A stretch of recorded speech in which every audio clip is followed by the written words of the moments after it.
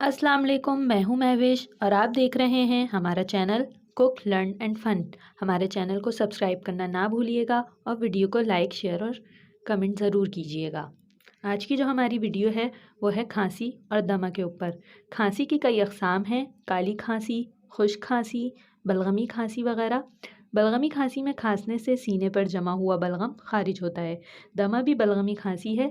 दमा में आदमी खांसते खांसते बेहाल हो जाता है।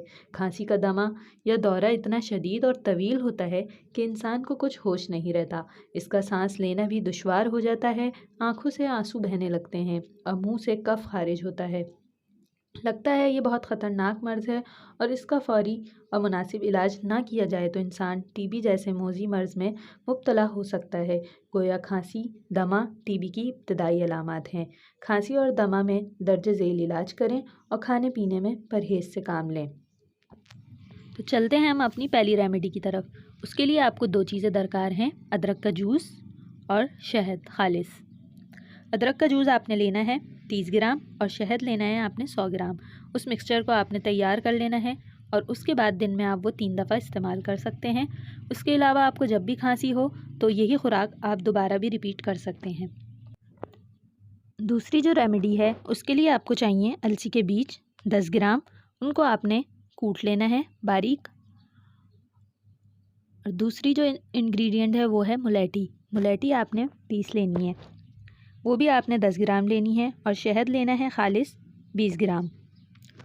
अब इसको एक पतीली में आपने मुलेठी और अलसी के बीज डाल के 1 पाव पानी में पकाना है। उसको जब तक पकाना है कि जब तक पानी आधा पाव ना रह जाए।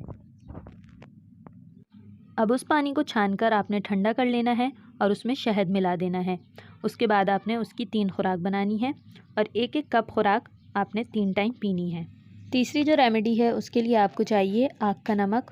उसे नमक मदार भी कहते हैं। यह आपको इजीली पंसार की दुकान से मिल जाएगा।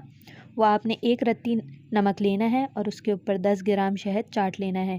इससे भी आपकी खांसी मुकम्मल तौर पर सही हो जाएगी कुछ दिन के इस्तेमाल से। आपको हमारी ये वीडियो कैसी लगी कमेंट सेक्शन में ज़रूर बताइएगा। जब तक के लिए मुझे इजाज़त दीजिए। अल्लाह हाफ़िज़।